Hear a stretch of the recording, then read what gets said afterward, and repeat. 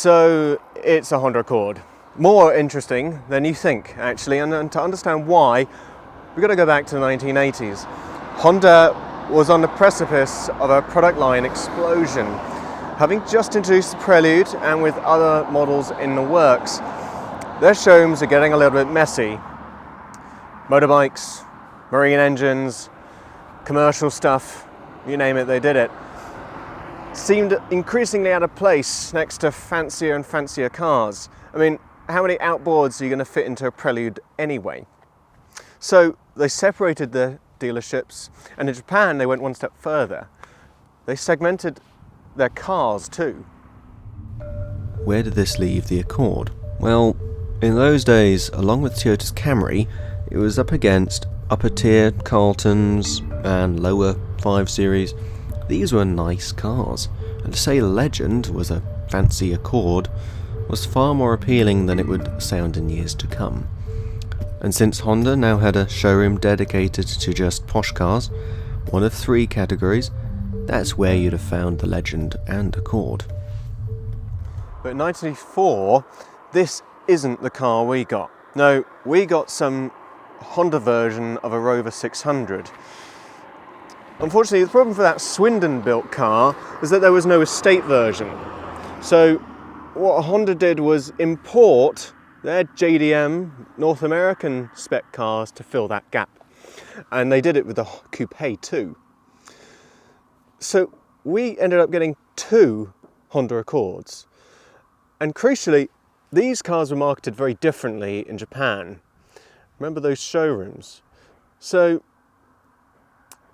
with this Aerodeck estate form, we get a taste of what Japan's high-end Clio customers would have had, or the real Accord. If only it did become clear, looking pretty much the same as the other car. Inside isn't massively striking either. Yes, it's about as grey as, well, but there are some pleasant bits of design here. And all of it put together with the robustness and precision that oozes conservative 90s economic boom Japan. Also, there are at least 5 different shades of grey. Quite like the fabric they're using here. It's like something from a Toyota Crown. Textured plastics abound, like this leather style soft touch stuff on the top. Brilliant clear dials, and the instrument panel neatly joins the climate control panel as well. It's all very Honda. In a way, the EU one isn't really. And okay, these details and fabric door cards aren't exactly the pinnacle of luxury distinction, but they're all nice details. That is, unless you get excited over things like chromed window liners. Just me then. You might not be intrigued by the boot lid's lockpin either. That's about it for exotic features here in base spec. Yeah, it's not exactly fully loaded.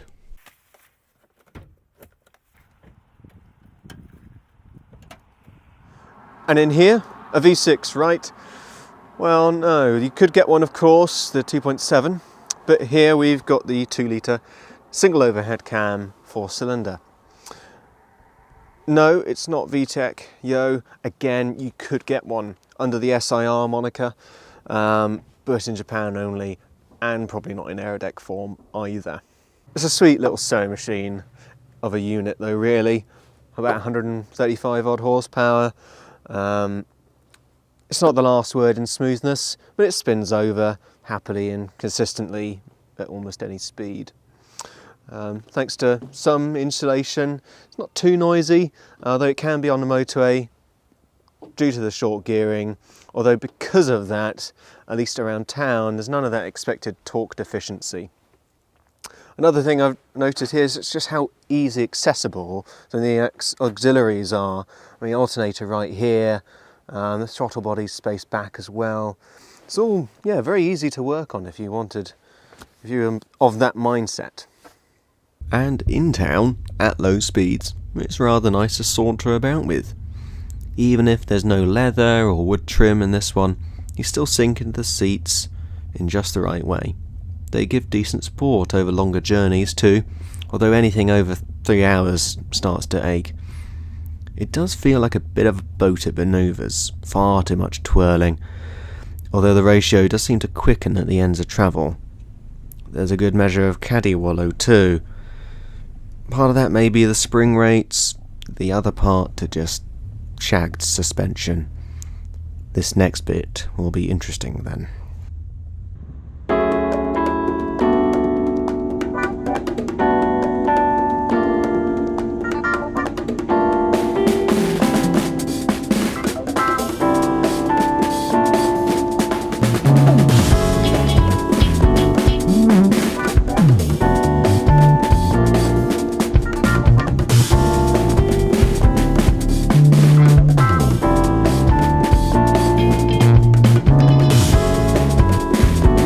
However, there is good cause for it winning 94 and 95 Car and Driver's Choice Awards. Four-wheel, double wishbone suspension, a Honda hallmark, and by this time they'd actually fixed that wheel travel issue that plagued some of the older Accords. Steering, yeah, okay, it's a little bit vague, but it's got more feel than you'd expect. Even if, weirdly, at the same time, it's not exactly precise. Although, in fairness, I put that down to bushings, partly. Gearbox, well, that's third. Very short gearing, we've talked about that. The change itself, yeah, it's slick. It's not making me think, oh, I must buy a Honda. But it's good enough. We're staying in third here. It's the gear you use on these roads really at this kind of speed.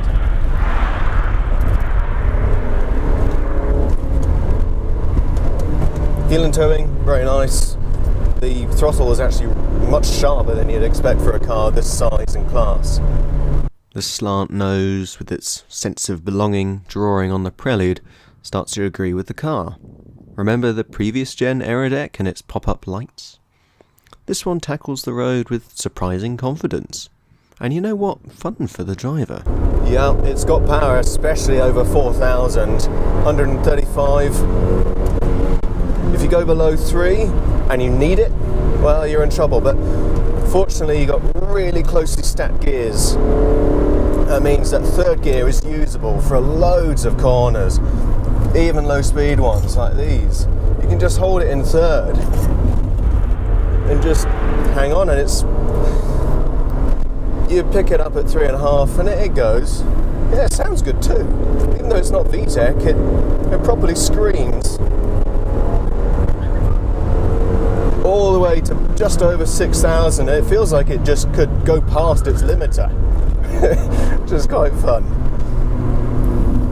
And now we're at 40 zone, so I can't really continue. But you can definitely feel there is like a suppleness that was at least once there in suspension, even though some of the damping these days has worn out.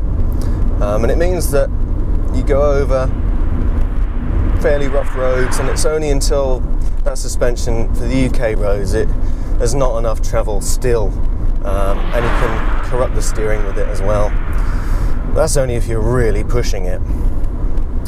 All in all though, the balance, it's there.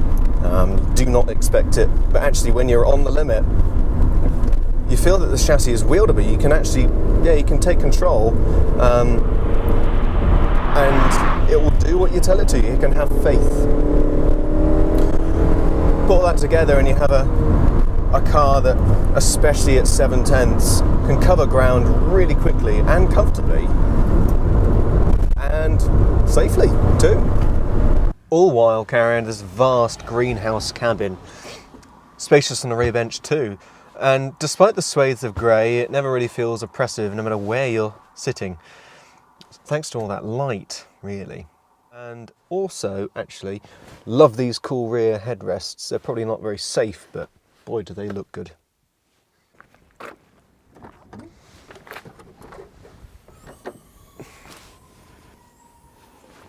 And yes, you could fit many Honda commercial products in this one.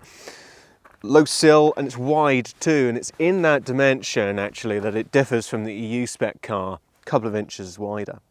And in estate form here, it's a couple of inches longer too. Yes, you could fit in your V6 250 if you really fancied, maybe even two. The short gearing makes hauling the kids, luggage, outboards easier than you'd think of a 2 litre, actually. Adding refinement and character, it fills the family role rather well, but it doesn't particularly stick to any one of those Clio, Verno, Primo themes in the UK. It's not a BMW, and it's not a Mondeo either. Its angles for each were a bit dated. Fitting into this new 90s market was a bit difficult. It's not even as if there are loads of other cubby holes either.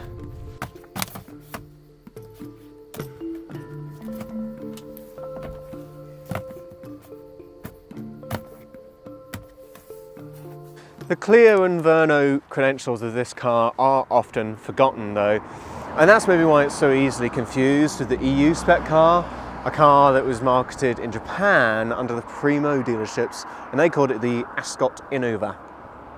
They do look bloody similar, and it's only when you appreciate those key differences, it's a continuing theme for this season I think, that you really spot those distinctions.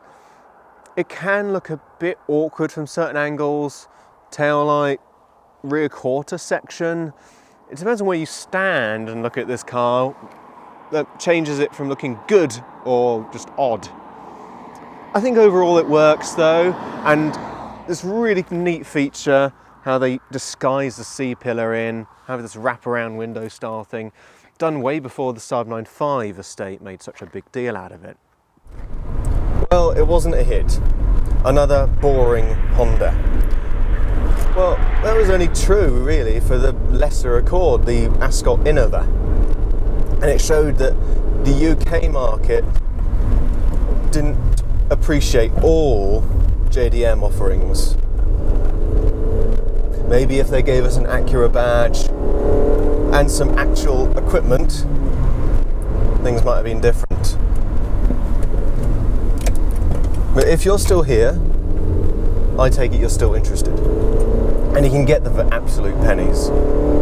Because they diluted the Accord name. It became just a car.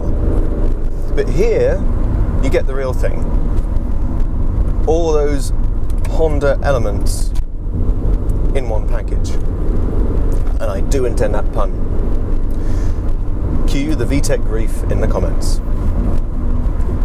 Well, I hope you enjoyed the video, and if you're still interested, keep watching and we'll have more content coming along real soon.